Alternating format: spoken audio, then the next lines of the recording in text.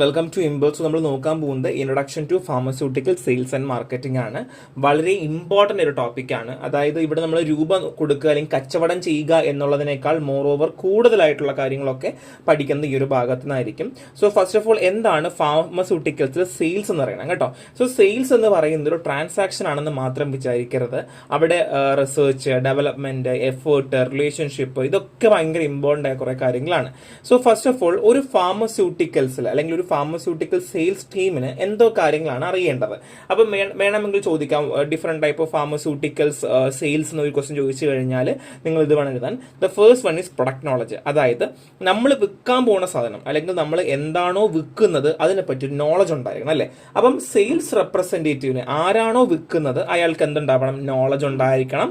അതിന്റെ മെക്കാനിസം എങ്ങനെയെന്നറിയണം, അതിന്റെ side effect എങ്ങനെയെന്നറിയണം. അത് മാത്രമല്ല എഫക്റ്റീവായിട്ട് കമ്മ്യൂണിക്കേറ്റ് ചെയ്യാനും പറ്റണം. ഒരാൾക്ക് പറഞ്ഞു കൊടുത്ത് മനസ്സിലാക്കിക്കാനും സാധിക്കണം എന്നുള്ളതാണ് ഫസ്റ്റ് കാര്യം. ഒരു ഫാർമസ്യൂട്ടിക്കൽ സെയിൽസിനെ പറ്റി ആദ്യം അറിഞ്ഞിരിക്കേണ്ടത് പ്രൊഡക്റ്റ് നോളജ് ആണ്. രണ്ട്, റിലേഷൻഷിപ്പ് ബിൽഡിംഗ് ആണ്.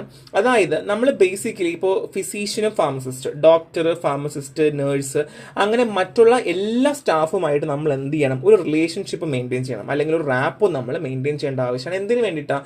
നന്നായിട്ട് വർക്ക് ചെയ്യണം. നമുക്ക് ലാസ്റ്റ് അറ്റ് ദ എൻഡ് എന്ന് വെച്ചാൽ എന്താണ്? നമുക്ക് പേഷ്യൻസിന് ഡ്രഗ് കിട്ടുക, പേഷ്യൻസിന് നന്നായി ഇരിക്കുക എന്നുള്ളത് മാത്രമാണ്. അപ്പം അതുകൊണ്ട് തന്നെ റിലേഷൻഷിപ്പ് ബിൽഡിംഗ് വളരെ അത്യാവശ്യമായ ഒരു കാര്യമാണ്. അടുത്ത് പറയാൻ പോകുന്ന എത്തിക്കൽ കൺസിഡറേഷൻ ആണ്. അതായത് നമ്മൾ ഏതൊരു സാധനവും മറ്റേ ഈ കടലപ്പരിപ്പ് വിൽക്കുന്ന പോലെ അല്ലെങ്കിൽ കപ്പലണ്ടി വിൽക്കുന്നത് പോലെ അല്ലോ നമ്മൾ ചെയ്യേണ്ടത്. നമ്മൾ വിൽക്കുന്ന സമയത്ത് തന്നെ നമ്മൾ സ്ട്രിക്റ്റ് ആയിട്ടുള്ള ഗൈഡ് ലൈൻസും റെഗുലേഷൻസും മെയിൻറ്റെയിൻ ചെയ്തിരിക്കണം. അതായത് ഇപ്പൊ എക്സാമ്പിൾ പറയുന്ന ഒരാൾ പ്രിസ്ക്രിപ്ഷൻ ഇല്ല, അത് ആന്റിബയോട്ടിക്സിന് വരെയാണ്, നമ്മൾ എടുത്ത് കൊടുക്കോ? ഇല്ല അല്ലേ. അപ്പൊ നമ്മൾ പ്രിസ്ക്രിപ്ഷൻ പറയും. അല്ലെങ്കിൽ ആന്റി സൈക്കോട്ടിക് ഡ്രഗ്സിന് വരെയാണ്, നമ്മൾ കൊടുക്കോ? ഇല്ല അല്ലേ. അപ്പൊ അതിനൊക്കെ ഒരു ക്രിട്ടിക്കൽ ആയിട്ടുള്ള ഒരു എത്തിക്കൽ കൺസിഡറേഷൻസ് ഒക്കെ നമ്മൾ മെയിൻറ്റെയിൻ ചെയ്തിട്ടുണ്ടായിരിക്കണം. ഇല്ലെങ്കിൽ അതൊക്കെ ഭയങ്കര പ്രശ്നമുള്ള കാര്യമാണ്. അപ്പോൾ പ്രൊഡക്റ്റ് നോളജ് ഉണ്ടാവണം, റിലേഷൻഷിപ്പ് ബിൽഡ് ചെയ്യണം, ആൻഡ് എത്തിക്കൽ കൺസിഡറേഷൻ നോക്കണം. ഇനി the powers of sales promotion in pharmaceutical. So basically sales promotion എന്താണ് എന്ന് വേണമെങ്കിൽ ചോദിച്ചേക്കാം ക്വസ്റ്റ്യൻസിലൊക്കെ. ആ സമയത്ത് ഈ ഭാഗത്തുനിന്നായിരിക്കും ക്വസ്റ്റ്യൻസ് നമുക്ക് പ്രതീക്ഷിക്കാൻ പറ്റാം. സോ സെയിൽസ് പ്രൊമോഷൻ എന്ന് പറയുന്നത് ഒരു ഫാർമസ്യൂട്ടിക്കൽ മാർക്കറ്റിങ്ങിനെ സംബന്ധിച്ച് വളരെ ഇമ്പോർട്ടൻറ്റ് കാര്യമാണ്. കാര്യം പുതിയൊരു പ്രൊഡക്റ്റ് വരുമ്പോൾ അത് സ്പെസിഫിക് ഇൻട്രസ്റ്റ് ഉള്ള ആൾക്കാരിലേക്ക് ആ സാധനം എത്തിക്കേണ്ടത് വളരെ അത്യാവശ്യമായിട്ടുള്ള കാര്യമാണ്. കാര്യം ലോങ് ടേം ആയിട്ടുള്ള കസ്റ്റമേഴ്സ് നമുക്ക് ഉണ്ടായിരിക്കും. പക്ഷെ ഒരു പുതിയ പ്രൊഡക്റ്റ്, ഇപ്പം എക്സാമ്പിൾ പറയുകയാണെങ്കിൽ ഇപ്പം ഡോളോ എന്ന് പറയുന്ന ഒരു പാരസെറ്റമോൾ ഉണ്ട്, അല്ലെങ്കിൽ ഡോളോ എന്ന് പറയുന്ന പാരസെറ്റമോൾ നമുക്കുണ്ട്. അതാണ് കണ്ടിന്യൂസ് ആയിട്ട് 20 വർഷമായിട്ട് ആൾക്കാർ വാങ്ങുന്നത്. അപ്പോൾ പുതിയൊരു പ്രൊഡക്റ്റ് വന്നു, കാൽപോൾ വന്നു. അപ്പം നമുക്ക് അതിന് അവർക്ക് അറിയിക്കണം അല്ലേ, കാൽപോൾ എന്നൊരു കമ്പനി ഉണ്ട്, അവർ നല്ലതാണ്, അവർ പൈസ കുറവാണ് എന്നൊക്കെ പറഞ്ഞു കൊടുക്കണ്ടേ. അപ്പോൾ അത് സെയിൽസ് പ്രൊമോഷന്റെ ഭാഗമാണല്ലേ. നമ്മളൊരു സാധനം വാങ്ങുമ്പോൾ ഇപ്പം എക്സാമ്പിൾ തന്നെ ഇപ്പോൾ ഈസ്റ്റേണിന്റെ ചിക്കൻ മസാല, അല്ലെങ്കിൽ ഈസ്റ്റേണിന്റെ സാമ്പാർ മസാല, ബ്രാഹ്മിൻസിന്റെ സാമ്പാർ മസാല എന്നൊക്കെ പറയുമ്പോൾ അത് തമ്മിൽ എന്താ വ്യത്യാസം? എന്താണ്? മാർക്കറ്റിംഗ് ആണ്. രണ്ടും ഒരു സാധനമാണ്, പക്ഷെ രണ്ടും ഡിഫറെന്റ് കവറിൽ വരുന്നു. പക്ഷെ നമ്മൾ ഏറ്റവും കൂടുതൽ ചിലപ്പോൾ വാങ്ങുക ഈസ്റ്റേൺ ആയിരിക്കും അല്ലേ, ചിലപ്പോൾ ബ്രാഹ്മിൻസ് ആയിരിക്കും വാങ്ങുക. നമ്മൾ എന്തുകൊണ്ട് അത് വാങ്ങുന്നത്? നമ്മുടെ സെയിൽസ് പ്രൊമോഷൻ അത്രയും നമ്മൾ ഇൻഫ്ലുവൻസ് ചെയ്തിട്ടുണ്ട്, അല്ലെങ്കിൽ നമ്മൾ അത്രയും അതിലേക്ക് നമ്മൾ കോൺസെൻട്രേറ്റ് ചെയ്തിട്ടുണ്ട് എന്നുള്ളതാണ്. സോ എങ്ങനെയാണ് നമ്മൾ സെയിൽസ് പ്രൊമോഷൻ ചെയ്യേണ്ടത്?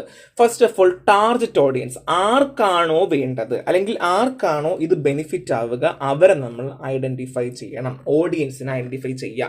രണ്ട്, ഡിസൈൻ പ്രൊമോഷൻ. അതായത് ഇപ്പോൾ എക്സാമ്പിൾ പറയുകയാണെങ്കിൽ സാമ്പിൾ കൊടുക്കാം, അല്ലെങ്കിൽ നമുക്ക് മെറ്റീരിയൽസ് ഈ ഒരു സാധനത്തെ പറ്റി കൊടുക്കുന്നത്, ഇപ്പോൾ ബ്രാഹ്മൺ മസാലിനെ പറ്റി പറയുന്ന എക്സാമ്പിൾസിനുള്ള സാമ്പിൾസ് കൊടുക്കാം.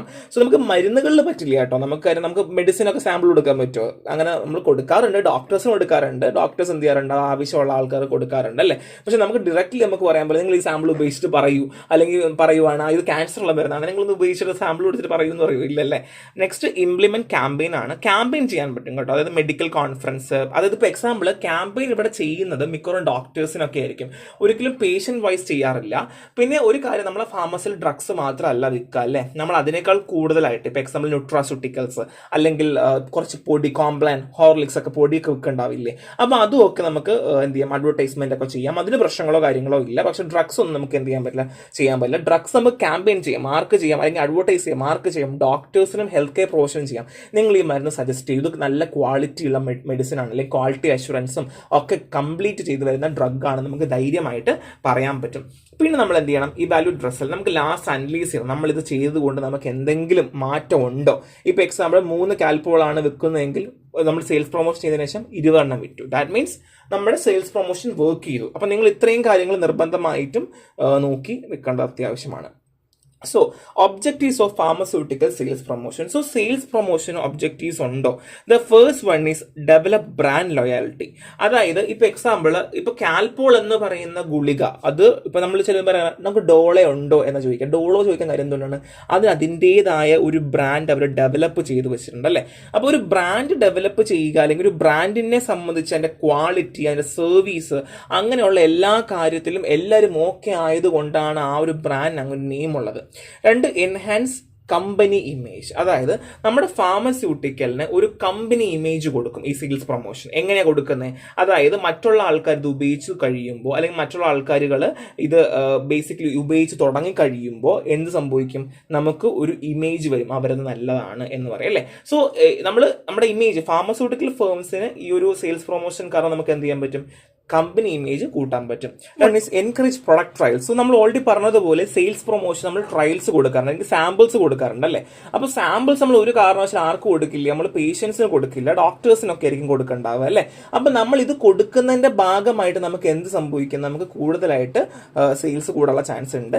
രണ്ട്, പ്രൊമോട്ട് റിപ്പീറ്റ് യൂസേജ് ആണ്. അതായത് ഒരിക്കൽ നമ്മൾ കൊടുത്തു കഴിഞ്ഞാൽ വീണ്ടും നമ്മൾ എന്ത് ചെയ്യണം? ആ കൺസിസ്റ്റന്റ് ആയിട്ട് ആ ഓഫറും സപ്പോർട്ടും നമ്മൾ കൊടുത്തുകൊണ്ടേയിരിക്കണം. അല്ലെങ്കിൽ ആ ഒരു ട്രീറ്റ്മെന്റിൽ ത്രൂ ഔട്ട് ഈ മെഡിസിൻ ഉപയോഗിക്കാനുള്ള ഒരു കാരണവും എന്താണ്? ഈ സെയിൽസ് പ്രൊമോഷനുമായിട്ട് ഭാഗമായിട്ട് വരും. സോ ബേസിക്കലി സെയിൽസ് പ്രൊമോഷൻ കൊടുക്കുന്നതുമായിട്ട് ബന്ധപ്പെട്ട് നമുക്ക് എന്തോ കാര്യങ്ങൾ നമുക്ക് കൂടും അല്ലെങ്കിൽ ചെയ്യും എന്നുള്ള കാര്യങ്ങളാണ് പറയുന്നത്. ഒന്ന്, നമുക്ക് ബ്രാൻഡ് ഡെവലപ്പ് ചെയ്യാൻ പറ്റും. രണ്ട്, കമ്പനി ഇമേജ് കൂടും. രണ്ട്, പ്രൊഡക്റ്റ് ട്രയൽസുകൾ കൂടുതൽ എൻകറേജ് ചെയ്യാൻ പറ്റും. രണ്ട്, റിപ്പീറ്റ് യൂസേജ് കിട്ടുകയും നമുക്കത് സെയിൽസിനെ ബാധിക്കുകയും ചെയ്യുന്നു എന്നുള്ളതാണ്. അടുത്ത്, market research in pharmaceutical industry. So market research നമ്മൾ റിസർച്ച് ചെയ്യുന്ന രീതിയല്ല, ഇത് എന്തെങ്കിലും ഡിഫറെൻ്റ് ആണ്. മാർക്കറ്റ് റിസർച്ച് എന്ന് പറയുന്നത് ഫാർമസ്യൂട്ടിക്കൽസിൽ ബിസിനസിന്റെ എൻവോയിൻമെന്റ് കൂട്ടുക എന്നുള്ളതാണ്. അല്ലെങ്കിൽ ബിസിനസ് മുന്നിൽ കണ്ടുകൊണ്ട് നമ്മൾ എന്ത് ചെയ്യുന്നു? അതിനാവശ്യമായ കാര്യങ്ങൾ അല്ലെങ്കിൽ ടാർഗറ്റ് ചെയ്തുകൊണ്ട് നമ്മൾ ചെയ്യുന്നു. ഇപ്പൊ എക്സാമ്പിൾ പറയുവാണെങ്കിൽ നമുക്കറിയാം കാൽപോൾ ഉണ്ട്, ഡോളോ ഉണ്ട്. അപ്പം ഡോളോ ഓൾറെഡി മാർക്കറ്റിലുണ്ട്. അപ്പം ഡോളോ ഇത്രയും ആൾക്കാർ ഉപയോഗിക്കുന്ന കാര്യം എന്താണ്? അതിന്റെ പേര് കുറെ പേര് ഉപയോഗിക്കുന്നു, മറ്റുള്ളവർ പറഞ്ഞ് സ്ഥിരമായി ഉപയോഗിക്കുന്നു. പാരസ്റ്റമോളിന് പകരം ഡോളോ എന്ന് തന്നെ പറയാൻ തുടങ്ങി. അപ്പം ദാറ്റ് മീൻസ് അവിടെ കമ്പനി ഇമേജ് കൂടി, കമ്പനി ലേബൽ ഉണ്ടായി, ബ്രാൻഡ് ഉണ്ടായി എന്നുള്ളതാണ് അല്ലെ. അപ്പം ഞാൻ ആലോചിക്കുകയാണ്, അപ്പൊ കാൽപോൾ എന്ന് വരുമ്പോൾ കാൽപോൾ എന്ന സാധനം പേര് കേൾക്കണം എന്നുണ്ടെങ്കിൽ അതിന് ഒരു സംഭവം വേണം, അല്ലെങ്കിൽ എന്തെങ്കിലും ഒരു സാധനം വേണം. അതെന്താണ്? ഇതാണ് ബേസിക്കലി മാർക്കറ്റ് റിസർച്ച്. അല്ലെങ്കിൽ അങ്ങനെ ചിന്തിക്കുന്ന ഒരു രീതിനെയാണ് നമ്മൾ മാർക്കറ്റ് റിസർച്ച് എന്ന് പറയാം. അതായത് ഏത് ഓഡിയൻസ് നമ്മൾ ചെയ്യണം, എങ്ങനെ ചെയ്യണം. അപ്പൊ ബേസിക്കലി ഞാനിപ്പോൾ മാർക്കറ്റ് റിസർച്ചിന്റെ ഭാഗമായിട്ട് നോക്കിയപ്പോൾ ഡോളയ്ക്ക് 2 രൂപ, കാൽപോൾ ആണെങ്കിൽ ഞാൻ വിൽക്കാൻ വിചാരിക്കുന്നത് 1 രൂപയ്ക്കാണ്. സോ ഞാൻ ചെയ്യാൻ പോണ എന്താണ്? 1 രൂപയ്ക്ക് വിൽക്കുന്നു. എന്നിട്ട് എല്ലാ ഫാർമസിയിലും ഞാൻ പറയുന്നു, ഡോക്ടേഴ്സിനോടൊക്കെ ഞാൻ പറയുന്നു, ഇതുപോലെ ഞങ്ങൾ 1 രൂപയ്ക്കാണ് കൊടുക്കുന്നത്, 2 രൂപയ്ക്ക് പോലെ അല്ല കൊടുക്കുന്നത്, വില കുറച്ചിട്ടാണ് കൊടുക്കുന്നത്, നമ്മുടെ ക്വാളിറ്റി ഉണ്ട്, എല്ലാം ഉണ്ടെന്നൊക്കെ ഡോക്ടേഴ്സിനെയൊക്കെ കണ്ട് നമ്മൾ സംസാരിക്കും അല്ലേ. സോ സംസാരിച്ച് കഴിയുമ്പോൾ സംഭവിക്കും? ഓട്ടോമാറ്റിക്കലി അവരെ മരുന്ന് എഴുതുന്നു, ആൾക്കാർക്ക് വില കുറവാണ്, നല്ല സാധനമാണ്, ഡോളോനെ പോലെ തന്നെയാണ്, വേറെ വ്യത്യാസങ്ങളോ കാര്യങ്ങളോ ഇല്ല, അതുകൊണ്ട് അത് വാങ്ങാനായിട്ട് ഉപയോഗിക്കുന്നു അല്ലേ. ഇതാണ് ബേസിക്കലി മാർക്കറ്റ് റിസർച്ചിന്റെ ബേസിക് പ്രിൻസിപ്പിൾ. സോ നമുക്ക് എങ്ങനെ ചെയ്യാം? മാർക്കറ്റ് റിസർച്ച് എങ്ങനെ ചെയ്യാം? First one is data collection. നമുക്ക് ആവശ്യമുള്ള ഡേറ്റാസ് ഒക്കെ നമ്മൾ കളക്ട് ചെയ്യാം. എങ്ങനെ കളക്ട് ചെയ്യാം? സർവേ വഴി നടത്താം, ക്ലിനിക്കൽ ട്രയൽസ് നടത്താം, ഹെൽത്ത് കെയർ ഡാറ്റാബേസ് യൂസ് ചെയ്യാം അല്ലേ. പിന്നെ അനാലിസിസ് ചെയ്യാം. എങ്ങനെ അനാലിസിസ് ചെയ്യണം? നമ്മൾ ഈ കളക്ട് ചെയ്ത ഇൻഫർമേഷന്റെ പാറ്റേൺ എങ്ങനെ, ട്രെൻഡ് എങ്ങനെയാണ് മാർക്കറ്റിൽ അത് വരുന്നത്, അങ്ങനെയുള്ള കാര്യങ്ങളൊക്കെ നമ്മൾ നോക്കേണ്ട ആവശ്യമുണ്ട്. പിന്നെ സ്ട്രാറ്റജി ഡെവലപ്മെന്റ്, അതായത് നമ്മൾ ഏത് സ്ട്രാറ്റജി വഴി ഉപയോഗിക്കണം, അല്ലെങ്കിൽ ഏത് ബിസിനസ് പ്ലാൻ നമ്മൾ യൂസ് ചെയ്യണം. പിന്നെ ഇംപ്ലിമെന്റേഷൻ, എങ്ങനെ നമുക്കത് ഇംപ്ലിമെന്റ് ചെയ്യാം, നമുക്ക് വലിയ പ്രശ്നമൊന്നും ഇല്ലാതെ, എഫേർട്ട് ഇല്ലാതെ നമുക്ക് എങ്ങനെ ഇംപ്ലിമെന്റ് ചെയ്യാം. അപ്പോൾ അതിന് ഡേറ്റ കളക്ട് ചെയ്യുക, അനാലിസ് ചെയ്യുക, സ്ട്രാറ്റജി ഡെവലപ്പ് ചെയ്യുക, ആൻഡ് ഇംപ്ലിമെന്റ്സ് നടത്തുക. ഇത്രയും കാര്യങ്ങൾ ചെയ്താൽ മാത്രമേ എന്തുള്ളൂ? മാർക്കറ്റ് റിസർച്ച് ആവുള്ളൂ. ഇനി objective of pharmaceutical market research എന്തിനാണ് നമ്മൾ ചെയ്യുന്നത്? First one is identifying customers need. അതായത് ഇപ്പൊ നോർമലി പണ്ടേ വില കുറച്ചിട്ടുള്ള മരുന്നുകളുണ്ട്, അല്ലെങ്കിൽ പണ്ടേ നമുക്ക് പാരസ്റ്റമോൾ ഉണ്ട് എന്നുണ്ടെങ്കിൽ നമ്മൾ ചെയ്യേണ്ട ആവശ്യമുണ്ടോ? ഇല്ല അല്ലെ. അപ്പൊ ഒരേ സമയത്ത് പേഷ്യൻസിനും ഒരേ സമയത്ത് ഹെൽത്ത് കെയറിനും ആവശ്യമായ കാര്യങ്ങൾ വേണം നമ്മൾ എന്ത് ചെയ്യേണ്ടത്? ഈ ഫാർമസ്യൂട്ടിക്കൽ മാർക്കറ്റ് റിസർച്ച് നമ്മൾ ഇംപ്ലിമെന്റ് ചെയ്യേണ്ടത്, അല്ലെങ്കിൽ കൊടുക്കേണ്ടത്. വെറുതെ ആവശ്യമില്ലാത്ത കാര്യങ്ങൾ നമ്മൾ കൊടുക്കേണ്ട ആവശ്യമില്ല. നമ്മൾ എപ്പോഴും ശ്രദ്ധിക്കേണ്ടത് ഹെൽത്ത് കെയർ പ്രൊഫഷൻ കസ്റ്റമറിനും പേഷ്യന്റിനും ഉപകാരമുള്ളത് അല്ലെങ്കിൽ അവർക്ക് ആവശ്യമുള്ള കാര്യങ്ങൾ വേണം നമ്മൾ എന്ത് ചെയ്യേണ്ടത്, ഫസ്റ്റ് ഓഫ് ഓൾ ചെയ്യേണ്ടത്. And guide product modification. So ചില സമയങ്ങളിൽ എക്സിസ്റ്റിംഗ് ആയ പ്രൊഡക്റ്റ്, ഇപ്പൊ എക്സാമ്പിൾ പറയുകയാണെങ്കിൽ പാരസ്റ്റമോൾ തന്നെ ഡോളോ മരുന്നിന്റെ പ്രശ്നമുണ്ട്, അത് പെട്ടെന്ന് പൊട്ടിപ്പോകുന്നു. അപ്പം ഞാൻ കാൽപോൾ ഉണ്ടാക്കുവാണ്, പൊട്ടിപ്പോവാത്ത മരുന്നുണ്ടാക്കുവാണ്. അപ്പം മോഡിഫൈ ചെയ്തുകൊണ്ട് എന്ത് ചെയ്യാം, എനിക്ക് പ്രൊഡക്റ്റ് ഇറക്കാൻ പറ്റും. അതും ഈ ഫാർമസ്യൂട്ടിക്കൽ മാർക്കറ്റ് റിസർച്ച് നമുക്ക് ഹെൽപ്പ് ചെയ്യും. 2, അസസ് മാർക്കറ്റ് എൻവോയിൻമെന്റ്. ഇപ്പൊ എങ്ങനെയാണ് മാർക്കറ്റ്, ഇപ്പൊ എങ്ങനെയാണ് കൊമേഴ്സ്യൽ മാർക്കറ്റിൽ വർക്ക് ചെയ്യുന്നത്, എങ്ങനെ മരുന്നുകൾ വിൽക്കുന്നു എന്ന് പോലും നമുക്ക് അറിയാനായിട്ട് വഴി പറ്റും. 2, ഇവൽ പ്രൊഡക്റ്റ് റിസപ്ഷൻ.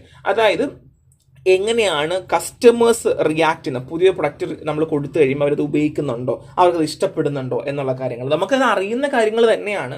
ബേസിക് ആയിട്ട് ഒരു കസ്റ്റമറിന് ആവശ്യമുള്ള നീഡ് മനസ്സിലാക്കുക, അല്ലെങ്കിൽ പ്രൊഡക്റ്റ് മോഡിഫൈ ചെയ്യേണ്ട ആവശ്യമുണ്ടോ, അല്ലെങ്കിൽ മാർക്കറ്റ് എങ്ങനെയാണ്, പ്രൊഡക്റ്റ് നമുക്ക് കസ്റ്റമേഴ്സിന് ഇഷ്ടപ്പെടുന്നുണ്ടോ, അങ്ങനെയുള്ള ബേസിക് കാര്യങ്ങൾ അറിയാൻ വേണ്ടിയിട്ടൊക്കെ നമുക്ക് ഈ ഫാർമസ്യൂട്ടിക്കൽ മാർക്കറ്റ് റിസർച്ച് ഹെൽപ്പ് ചെയ്യുന്നുള്ളതാണ്. Next one is salesmanship. So salesmanship എന്താണ്? സെയിൽസ്മാൻഷിപ്പ് അതായത് നമ്മൾ കടയിൽ പോകുന്നു, ഒരു +2 ക്വാളിഫൈ ആയ ഒരു പയ്യൻ നിൽക്കുന്നു, അവൻ വന്നിട്ട് പറയുവാണ്, സാറേ ഈ ഗുളിക കഴിച്ചാൽ മതി, അല്ലെങ്കിൽ ഇന്ന ഗുളിക്ക് പറയും, ഇന്ന ഗുളി എടുക്കട്ടെ എന്ന് പറയുന്നു. അങ്ങനെ പറയുന്നത് ഒരു ഫാർമസിസ്റ്റ് നിൽക്കുക, ഫാർമസിസ്റ്റ് സാർ ഇന്ന മരുന്ന് നമുക്ക് ഇവിടെ ഇല്ല, പക്ഷെ ഇത് സെയിം എഫക്റ്റ് ഉള്ള സെയിം മെക്കാനിസം ആക്ഷൻ എല്ലാം സെയിം ആയിട്ട് തരുന്ന മരുന്ന് നമുക്ക് ഇവിടെ ഉണ്ട് എന്ന് പറയുവാണ്. അങ്ങനെ പറയുവാണെങ്കിൽ നിങ്ങൾ ആരുടെ വാക്കാ കേൾക്കുക? ബേസിക്കലി നമ്മൾ ആ ഒരു ഫാർമസിസ്റ്റിന്റെ വാക്ക് കേൾക്കും അല്ലേ. അപ്പോൾ ഒരു ഫാർമസിസ്റ്റിന് ഒരു സെയിൽസ്മാൻഷിപ്പ് വേണം. അല്ലെങ്കിൽ ഇപ്പം ബേസിക്കലി അങ്ങനെ തന്നെ നിർബന്ധമല്ല ഞാൻ പറയുന്നത്. ഇപ്പോൾ ഏതൊരു ഷോപ്പിൽ നിന്നാലും അല്ലെങ്കിൽ ഏതൊരു ഇൻഡസ്ട്രി നിന്നാലും നമുക്കൊരു സെയിൽസ്മാൻഷിപ്പ് ക്വാളിറ്റി നമുക്ക് ആവശ്യമാണ് അല്ലേ. അത് നമുക്കൊരു സ്കില്ലാണ് അല്ലേ. നമ്മളൊരു പ്രൊഫഷണൽ ഡെവലപ്മെന്റ് കീപ്പ് ചെയ്യുന്നു, റിലേഷൻഷിപ്പ് മെയിൻറ്റെയിൻ ചെയ്യുന്നു അല്ലേ. അപ്പം ബേസിക്കലി എന്തിനാണ്? The first one is trust building. അതായത് ഇപ്പോൾ ഹെൽത്ത് കെയർ പ്രൊഫഷണലുമായിട്ട് ഒരു സക്സസ്ഫുൾ ആയിട്ടുള്ള ഒരു ട്രസ്റ്റ് നമ്മൾ ഉണ്ടാക്കിയെടുക്കണം, അല്ലെങ്കിൽ വിശ്വാസം നമ്മൾ ഉണ്ടാക്കിയെടുക്കണം. വിശ്വാസം എന്ന് പറയുന്നത് അതല്ലേ എല്ലാം എന്ന് പറയുന്നത് പോലെ it's very important. 2, scientific knowledge. അതായത് സ്ട്രോങ് ആയിട്ടുള്ള ഒരു നോളജ് ഉണ്ടാകണം. അതായത് ഇപ്പം ഞാൻ വിൽക്കാൻ പോകുന്ന ഗുളിക ഇന്നതാണെങ്കിൽ അത് ഇന്ന കാര്യങ്ങളാൽ ഉള്ളതാണ്. ഒരാൾ ചോദ്യം ചോദിച്ചാൽ എനിക്ക് പറഞ്ഞു കൊടുക്കാനുള്ള നോളജ് വേണം. 2, എഡ്യൂക്കേഷൻ. ഫാർമസ്യൂട്ടിക്കൽ സെയിൽസിൽ കണ്ടിന്യൂസ് ആയിട്ടുള്ള എഡ്യൂക്കേഷൻ വളരെ അത്യാവശ്യമാണ്. കാരണം വെച്ചാൽ നിർബന്ധമായിട്ടും നമ്മൾ പല കാര്യങ്ങളും പഠിക്കുകയും വേണം, അതിൻ്റെ കൂടെ മറ്റുള്ളവരെ പഠിപ്പിക്കുകയും വേണം അല്ലേ. കാര്യം ഇപ്പം നമുക്ക് ഫാർമസിന് അറിയുന്ന എല്ലാ കാര്യം ഡോക്ടറിന് അറിയണം എന്നില്ല, ഡോക്ടറിന് അറിയുന്ന എല്ലാ കാര്യങ്ങളും ഫാർമസിന് അറിയണം എന്നില്ല, നേഴ്സിന് അറിയണം എന്നില്ല. അപ്പം ഓരോരുത്തർക്കും ഓരോ രീതിയിലാണ് വരുന്നത്. അപ്പം അതുകൊണ്ട് തന്നെ നമ്മൾ എഡ്യൂക്കേഷൻ എന്ന് പറയുന്നത് എന്താണ്, ഒരു സെയിൽസ്മാൻഷിപ്പിനെ സംബന്ധിച്ച് it's very important. 2, ethical practice. നേരത്തെ പറഞ്ഞതുപോലെ വളരെ സാമാന്യമായി മര്യാദയോടെ എത്തിക്കലി നമ്മളൊരു മറ്റുള്ളവരോട് ക്രൂരതയൊന്നും കാണിക്കാതെ എൻ്റെ കാര്യം മാത്രം അല്ലെങ്കിൽ എനിക്ക് പൈസ ഉണ്ടാക്കിയാൽ മതി എന്നുള്ള ചിന്തയല്ലാതെ തന്നെ അത്യാവശ്യം അല്ലെങ്കിൽ ആ ഒരു രീതി ഒരു സെയിൽസ്മാൻഷിപ്പ് വളരെ അത്യാവശ്യമായ ഒരു കാര്യമാണ്. അപ്പോൾ ട്രസ്റ്റ് ബിൽഡ് ചെയ്യണം, സയന്റിഫിക് നോളജ് വേണം, കണ്ടിന്യൂസ് എഡ്യൂക്കേഷൻ വേണം. പുതിയ ട്രീറ്റ്മെന്റ് വന്നു, പുതിയ പ്രോട്ടോകോൾ വന്നു, പുതിയ അസുഖത്തിനെ പറ്റി വന്നു, അതൊക്കെ നമ്മൾ കണ്ടിന്യൂസ്ലി എന്ത് ചെയ്യണം, എഡ്യൂക്കേറ്റ് ചെയ്തുകൊണ്ടിരിക്കണം, എത്തിക്കൽ പ്രാക്ടീസ് ഫോളോ ചെയ്യണം എന്നുള്ളതാണ്. അടുത്ത് advertising in the pharmaceutical industry. So advertising എങ്ങനെയാണ് ചെയ്യേണ്ടത്? സോ വെറുതെ പോയി പരസ്യം കൊടുത്തിട്ട് 4 ഗുളിക 3 നേരം എന്ന് പറയോ? ഇല്ല അല്ലേ, അതൊന്നും പറയാൻ പാടില്ല. അപ്പോൾ നമ്മൾ അഡ്വർടൈസിങ് ചെയ്യുന്ന ചില ഫാർമസ്യൂട്ടിക്കൽ ഇൻഡസ്ട്രിയിൽ അതിന് ഒരുപാട് കാര്യങ്ങളുണ്ട്. അപ്പം ഞാൻ ഓൾറെഡി പറഞ്ഞതുപോലെ പണ്ട് കാലങ്ങളിലൊക്കെ മരുന്നുകളൊക്കെ TV-യിലൊക്കെ കാണിക്കുന്ന ഒരു സമയം ഉണ്ടായിരുന്നു, അല്ലെങ്കിൽ ന്യൂസ് പേപ്പറിലൊക്കെ കാണിക്കുന്ന സമയം ഉണ്ടായിരുന്നു. പക്ഷെ അതൊക്കെ മാറി, അല്ലെങ്കിൽ അതൊക്കെ മാറിയിട്ടുണ്ട്. കാര്യം ഒരിക്കലും നമ്മൾ ഒരാളുടെ അസുഖം കണ്ടുപിടിച്ചിട്ട് അയാൾക്ക് ആ മരുന്ന് വേണോ വേണ്ടെന്ന് ഡോക്ടറാണ് തീരുമാനിക്കുക, അല്ലെങ്കിൽ ഒരു group of health care professionals തീരുമാനിക്കുക. അല്ലാതെ നമുക്ക് വെറുതെ പോയിട്ട് എന്ത് പറയില്ല, ഇന്ന മരുന്ന് കഴിച്ചോളൂ എന്ന് നമ്മൾ ഒരിക്കലും പറയാനായിട്ട് പാടില്ല. അപ്പം മരുന്നുകൾ നമുക്ക് ഒരിക്കലും ചെയ്യാൻ പറ്റില്ല, പക്ഷെ ചില കാര്യങ്ങളൊക്കെ നമുക്ക് അഡ്വർടൈസ്മെന്റ് ചെയ്യാൻ പറ്റും. 2, direct to consumer advertising, DTC എന്ന് പറയും, ഡയറക്റ്റ് ടു കൺസ്യൂമർ അഡ്വർടൈസിങ്. ഇവിടെ എന്ത് ചോദിച്ചാൽ കൺസ്യൂമേഴ്സ് ആരാണോ സാധനം ആവശ്യമായിട്ടുള്ളത് അവരോട് ഡയറക്റ്റ്ലി നമ്മൾ എന്ത് ചെയ്യുന്നു, അഡ്വർടൈസിങ് ചെയ്യുന്നു എന്നുള്ളതാണ്. നമ്മൾ പേഷ്യൻസിന് എന്ത് ചെയ്യുന്നു, ഇൻഫോം ചെയ്യുന്നു എന്നുള്ളതാണ്. ഇവിടെ നമ്മൾ മിസ്ലീഡ് ക്ലെയിംസ്, അത് നമുക്ക് ഇല്ലാത്ത കാര്യങ്ങളൊന്നും പറഞ്ഞ് ഉണ്ടാക്കാനായിട്ട് പാടില്ല എന്നുള്ളതാണ്. ഇപ്പോൾ എക്സാമ്പിൾ ചില ഹോസ്പിറ്റലിലൊക്കെ നിങ്ങൾ പോവുകയാണെങ്കിൽ ഇപ്പോൾ മിക്കവാറും സ്ത്രീകളോടായിരിക്കും ഉണ്ടാവുക. അമ്മമാരൊക്കെ ഗൈനക്കോളജി ഡിപ്പാർട്ട്മെന്റിൽ പോവാണ്, പ്രഗ്നന്റ് ആയിട്ടുള്ളവരാണെങ്കിൽ അവർ പറയും നമുക്ക് സ്റ്റെം സെൽസ് നമുക്ക് കീപ്പ് ചെയ്ത് വെച്ചാലോ കുഞ്ഞിന് ഭാവിയിൽ ഉപയോഗം വരും എന്നൊക്കെ എന്നൊക്കെ പറഞ്ഞിട്ട് ചില ഹോസ്പിറ്റലൊക്കെ നിങ്ങൾ കണ്ടിട്ടുണ്ടായിരിക്കും. പിന്നെ അത് മാത്രമല്ല, ഇത് ന്യൂട്രാസ്യൂട്ടിക്കൽസ് ആണ്, വൈറ്റമിൻസ് ആണ്. ഈ വൈറ്റമിൻസ് കഴിച്ച് നല്ലതാണ്. പിന്നെ നിങ്ങളുടെ ഡെർമറ്റോളജിയിലൊക്കെ പോവുകയാണെങ്കിൽ അവിടെ ഇങ്ങനെ ഉണ്ടാവും, നിങ്ങൾ മുഖചർമ്മം ഇതാക്കാൻ വേണ്ടി സൗന്ദര്യലേപനം എന്നൊക്കെ പറഞ്ഞ് കുറേ പരസ്യമൊക്കെ ഉണ്ടാവില്ലേ. അപ്പോൾ അതൊന്നും വലിയ പ്രശ്നമൊന്നുമില്ല. അപ്പോൾ അത് ഡയറക്റ്റ്ലി എന്ത് ചെയ്യാം, നമുക്ക് ആർക്കാണോ ആവശ്യം അവർക്ക് നമുക്ക് എന്ത് ചെയ്യാം, ഡയറക്റ്റ്ലി അഡ്വർടൈസ്മെന്റ് ചെയ്യാം എന്നുള്ളതാണ്. ഇതാണ് professional advertising. So professional advertising എന്താ ഉദ്ദേശിക്കുന്നത്? അതായത് ഇപ്പോൾ എക്സാമ്പിൾ നമ്മൾ പേഷ്യൻ്റ് അടുത്ത് പോയിട്ട് പറയുവാണ്, സോ ഇതിന് ഫാർമക്കോഡൈനാമിക് ഉണ്ട്, ഫാർമക്കൈനറ്റിക് പ്രോപ്പർട്ടി ഉണ്ട്, മെറ്റാബോളിസം ഇങ്ങനെയാണ് എന്ന് നമ്മൾ ഡയറക്ട്ലി കൺസ്യൂമേഴ്സിനെ പറഞ്ഞു കൊടുത്താൽ മനസ്സിലാവോ? ഇല്ല അല്ലേ? അപ്പം ഇവിടെ കൺസ്യൂമേഴ്സ് എന്ന് പറയുമ്പോൾ ഉണ്ടല്ലോ, വേണമെങ്കിൽ ഡോക്ടേഴ്സിനെ നമുക്ക് ക്ലാസിഫൈ ചെയ്യാം. ഡോക്ടേഴ്സ് നമുക്ക് വേണമെങ്കിൽ പറയാം. കാര്യം എന്താ വെച്ചാൽ ഡോക്ടേഴ്സിനോട് നമ്മൾ മരുന്ന് പറഞ്ഞു കൊടുക്കാറുണ്ടല്ലോ, അത് നമുക്ക് പറ്റും. പക്ഷേ ഇവിടെ നമ്മൾ പേഷ്യൻറ്റിനോട് പറയുന്നത്, സോ രണ്ട് അഡ്വർടൈസിങ്ങിൻ്റെ പ്രൊഫഷണൽ അഡ്വർടൈസിങ്ങിൽ പറയുന്നത് വെച്ചാൽ ഇവിടെ നമ്മൾ കൂടുതലും സയന്റിഫിക് ഇൻഫർമേഷൻസ് ആണ്. ഫാർമക്കോഡൈനാമിക് എങ്ങനെ, കൈനറ്റിക്സ് എങ്ങനെ എന്നുള്ള കാര്യങ്ങളൊക്കെ ആയിരിക്കും പറയേണ്ടത്. കൂടുതൽ ട്രീറ്റ്മെന്റ് എങ്ങനെയാണ് ചെയ്യേണ്ടത് എന്നുള്ളതാണ്, അവയർനെസ് കൊടുക്കുക എന്നുള്ളതാണ്. കൂടുതൽ ഡോക്ടേഴ്സിനാണ് ഈ പ്രൊഫഷണൽ അഡ്വർടൈസ്. ഡോക്ടേഴ്സ് മാത്രമല്ല, നേഴ്സ്, പിന്നെ ഫാർമസിസ്റ്റ്, പിന്നെ അങ്ങനെയുള്ള ആൾക്കാർക്കായിരിക്കും നമ്മൾ കൂടുതലായിട്ട് പ്രൊഫഷണൽ അഡ്വർടൈസിങ് കൊടുക്കുക. രണ്ട് ഡിജിറ്റൽ അഡ്വർടൈസിംഗ് ആണ്, ഓൺലൈൻ പ്ലാറ്റ്ഫോമാണ്. നിങ്ങൾ ഫോണിലൊക്കെ നോക്കുമ്പോൾ കാണാറില്ലേ, 3 രൂപയ്ക്ക് 4 ബഡ്സ്, 5 രൂപയ്ക്ക് 6 ബഡ്സ് എന്നൊക്കെ പറഞ്ഞ പരസ്യങ്ങൾ കാണാറില്ലേ? അതേപോലെ തന്നെയാണ് നമുക്ക് ആരാണോ ടാർഗറ്റ് നമുക്ക് അവർക്ക് നോക്കി നമുക്ക് കൊടുക്കാൻ പറ്റും. പക്ഷെ അഡ്വർടൈസിങ് ചെയ്യുമ്പം ചില റെഗുലേറ്ററി ഗൈഡ് ലൈൻസ് നമ്മൾ സ്ട്രിക്റ്റ് ആയിട്ട് നമ്മൾ നോക്കണം. കാര്യം എല്ലാ ഡ്രഗ്സും ഒന്നും ചെയ്യാൻ പറ്റില്ല. ഓൾറെഡി പറഞ്ഞതുപോലെ ഹോർലിക്സും അല്ലെങ്കിൽ കപ്പലണ്ടി മുട്ടായും കടലപ്പരിപ്പും നമ്മൾ അഡ്വർടൈസ് ചെയ്യുന്നത് പോലെ നമുക്ക് പോയിട്ട് എന്ത് ചെയ്യാൻ പറ്റില്ല, ഒരിക്കലും മരുന്നുകളൊന്നും നമുക്ക് അഡ്വർടൈസ്മെന്റ് ചെയ്യാൻ പറ്റില്ല. The first one is direct consumer ആണ്. അവിടെ ഞാൻ പറഞ്ഞു നമുക്ക് പേഷ്യൻസിന് അവയർനെസ് കൊടുക്കാം, ഇന്ന കാര്യങ്ങളാണ്, ഇന്ന ട്രീറ്റ്മെന്റ്, ഇന്ന കണ്ടീഷൻ, ഇന്ന മരുന്നുകൾ ഇവിടെ അവൈലബിൾ ആണ്, അതുകൊണ്ട് ഇവിടെ നിങ്ങൾ ഡോക്ടറെ കണ്ടോളൂ, ഇന്ന ഡോക്ടർ ഞങ്ങളുടെ മരുന്ന് എഴുതും, അല്ലെങ്കിൽ അത് നിങ്ങൾക്ക് നല്ലതാണ് എന്നൊക്കെ പറഞ്ഞ് കൊടുക്കാം. പക്ഷേ മരുന്നുകൾക്ക് കുറേ സ്പെസിഫിക്കേഷൻസ് ഉണ്ട്. പിന്നെ പ്രൊഫഷണൽ അഡ്വർടൈസിംഗ് ആണ്. സോ നമുക്ക് എന്ത് ചെയ്യാൻ പറ്റും, ഡയറക്ട്ലി ഹെൽത്ത് കെയർ പ്രൊഫഷണൽസിന് കൊടുക്കുവാണ്. രണ്ട് ഡിജിറ്റൽ അഡ്വർടൈസിംഗ് ആണ്, നമ്മൾ ഓൺലൈൻ പ്ലാറ്റ്ഫോംസുകൾ യൂസ് ചെയ്യുവാണ് ചെയ്യുക. ഇനി window display in pharmaceutical marketing. So നമ്മൾ ഫാർമസ്യൂട്ടിക്കൽ മാർക്കറ്റിംഗിൽ വിൻഡോ ഡിസ്പ്ലേസ് നമ്മൾ വെക്കാറുണ്ട്. ഫാർമസിയിൽ നമ്മൾ വിൻഡോ ഡിസ്പ്ലേ വെക്കുന്ന സമയത്ത് നമുക്ക് ഒരുപാട് അഡ്വാൻറ്റേജ് ഉണ്ട് അതിനകത്ത്. എന്തൊക്കെ അഡ്വാൻറ്റേജ് ഉള്ളത്? അതായത് നമ്മളിതൊരു മാർക്കറ്റ് തന്ത്രമാണ് അല്ലേ. ഇപ്പോൾ ബേസിക്കലി നമ്മളൊരു ഫാർമസി കയറി വരുമ്പോൾ സൈഡിൽ കുറേ ഹോർലിക്സും കുറേ ബൂസ്റ്റും കുറേ ന്യൂട്രല്ല അങ്ങനെയുള്ള സാധനങ്ങൾ വെക്കുമ്പോൾ നമുക്ക് എന്ത് തോന്നും, നമുക്കൊന്ന് കയ്യിലെടുക്കാൻ തോന്നും, വാങ്ങാൻ തോന്നും. നമ്മൾ ആലോചിക്കും അല്ലേ, എനിക്ക് ഇച്ചിരി ബോൺ ഡെൻസിറ്റി കുറവാണ്, അതുകൊണ്ട് കുറച്ച് ഹോർലിക്സ് വാങ്ങി കുടിച്ചേക്കാം എന്ന് വിചാരിക്കില്ലേ. അതുപോലെ തന്നെയാണ്. So window display it's very very important ആണ്. സോ ഫസ്റ്റ് ഓഫ് ഓൾ നമുക്ക് എങ്ങനെ വിൻഡോ ഡിസ്പ്ലേ നമുക്ക് എടുക്കാം, ഏതൊക്കെ രീതിയിൽ നമുക്ക് എടുക്കാം. The first one is theme selection. അതായത് ചില സമയങ്ങളിൽ സീസൺ അനുസരിച്ച് നമ്മൾ ചൂസ് ചെയ്യാറുണ്ട്. ഇപ്പം മഴ സമയമാണെങ്കിൽ നമ്മൾ എന്ത് ചെയ്യും, മറ്റേ അമൃതാഞ്ചൻ, ടൈഗർ ബാം ഒക്കെ വെക്കാം അല്ലേ. ഇനി ചൂട് സമയമാണെങ്കിലോ, ചൂട് സമയം നമുക്ക് എന്ത് വെക്കാം, നമുക്ക് ഒരു കുടയൊക്കെ എടുത്ത് ചൂടായോ അല്ലേ. നമുക്ക് ഫാർമസിയിൽ മരുന്ന് മാത്രമല്ലല്ലോ വെക്കുന്നത്, നമുക്ക് എന്ത് വേണമെങ്കിലും വെക്കാമല്ലോ അല്ലേ. പിന്നെ കർക്കിടകത്തിനാണെങ്കിലും കർക്കിടക കഞ്ഞിയൊക്കെ ചൂടെ, അങ്ങനെയൊക്കെ നമുക്ക് പല കാര്യങ്ങളും ചെയ്യാനായിട്ട് പറ്റും. പുതിയ പ്രൊഡക്റ്റൊക്കെ ലോഞ്ച് ചെയ്താൽ നമുക്കത് വെക്കുന്നതിൽ ബുദ്ധിമുട്ടില്ല. രണ്ട് പ്രൊഡക്റ്റ് ക്യൂറേഷൻ ആണ്. നമുക്ക് സ്പെസിഫിക് ആയിട്ടുള്ള ഒരു കാണുമ്പോൾ നല്ല ഭംഗി ഉണ്ടാവണം, വെറുതെ കുറെ കുപ്പികൾ വാരി വെക്കുകയല്ല, നല്ല ഭംഗിക്ക് വെക്കുക.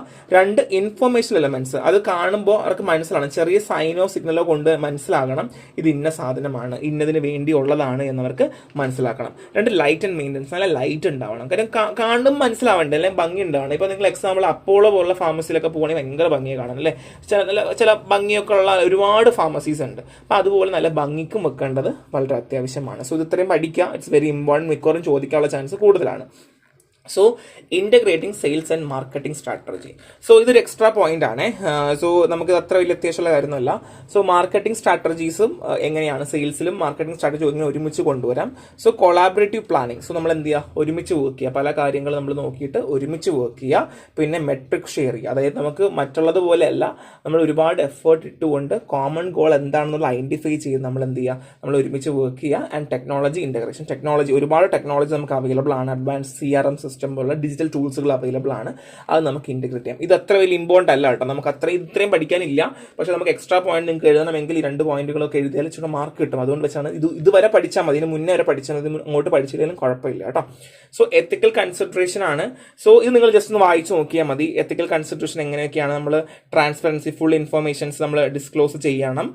കാരണം സൈഡ് എഫക്റ്റും പൊട്ടൻഷ്യൽ കാര്യങ്ങളെല്ലാം നമ്മൾ പറഞ്ഞു കൊടുക്കണം. പിന്നെ നമ്മൾ എപ്പോഴും എന്ത് ചെയ്യണം, നമ്മൾ സയന്റിഫിക് ആയിട്ടുള്ള കാര്യങ്ങൾ മാത്രമേ ക്ലെയിം ചെയ്യാൻ പാടുള്ളൂ. അല്ലാണ്ട് വെറുതെ നമുക്ക് നിങ്ങൾ അങ്ങനെ ചെയ്ത് ഇങ്ങനെ ചെയ്യാൻ പറ്റും അങ്ങനെയല്ല, സയന്റിഫിക്കലി നമ്മൾ ക്ലെയിം ചെയ്യേണ്ട ആവശ്യമുണ്ട്.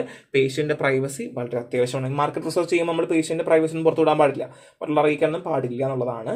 സോ സിമ്പിൾ ചാപ്റ്റർ ആണ്, ഇതിൽ ഒരുപാട് ഒരുപാട് ഭാഗങ്ങളുണ്ട്. അവിടെ നിന്നൊക്കെ ക്വസ്റ്റ്യൻസ് എങ്ങനെ വേണമെങ്കിലും ചോദിക്കാം, കോമ്പറ്റീറ്റീവ് ആണെങ്കിലും നോൺ കോമ്പറ്റീറ്റീവ് ആണെങ്കിലും. സോ അതുകൊണ്ട് അങ്ങനെ തന്നെ അത് പഠിക്കാനായിട്ട് ശ്രമിക്കാം കേട്ടോ. അപ്പോൾ നെക്സ്റ്റ് താങ്ക് യു.